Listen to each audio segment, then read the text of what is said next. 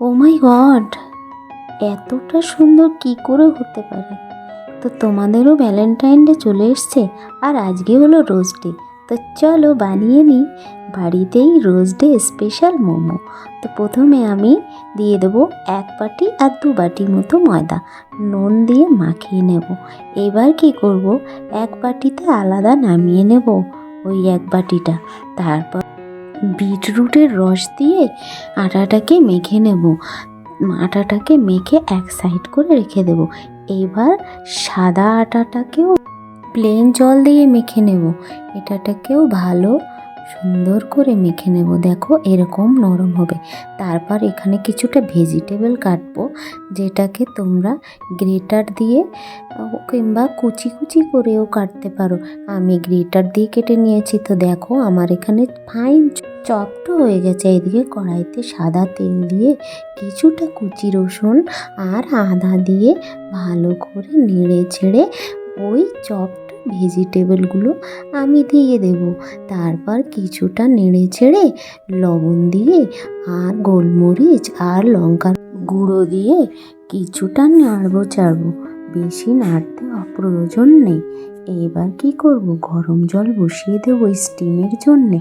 ওদিকে বসানো আছে। এদিকে চলো আমি সাদা আটাটা প্রথমে বেলুনি দিয়ে বেলে নিই। তারপরে ওইটাকে চাকি চাকি করে গোল গোল লুচি করে নিয়েছি। আর এইদিকে লাল আটাটাও আমি লুচির মতো করে নেব। তারপর দেখো কি করি, তারপর ওর উপরে পরপর পরপর এইভাবে বসাতে হবে। এইবার ভেজিটেবলগুলো ওর উপরে বসিয়ে দিতে হবে, এইভাবে মোড়াতে হবে। তারপর আঙুল দিয়ে চেপে চেপে ওই জায়গাটাকে ফিল আপ করে দিতে হবে, যাতে ভেজিটেবলগুলো বেরিয়ে না যাক। আর দেখো কিভাবে আমি মোড়াচ্ছি। তারপরে যে একটা শেপে আসবে, বলো কি শেপে? একদম গোলাপ ফুলের মতো। দেখো কতটা লোভনীয় লাগছে। চলো আমি পরেরটাও আর একটাও দেখাচ্ছি। এইভাবে ভেজিটেবল দাও, তারপরে এইভাবে চেপে চেপে আঙুল দিয়ে ভেজিটেবলগুলো ফিল করে দাও ভিতরে। তারপরে দেখো কিভাবে আমি মোড়াবো, জানোই তো, এইভাবে মোড়াবো। মোড়াতে মোড়াতে দেখো কি সুন্দর একটা গোলাপ ফুল রেডি হয়ে যায়। আমার দেখে এতটাই মজা লাগছিল না, মনে হচ্ছে আর কয়েকটা করি।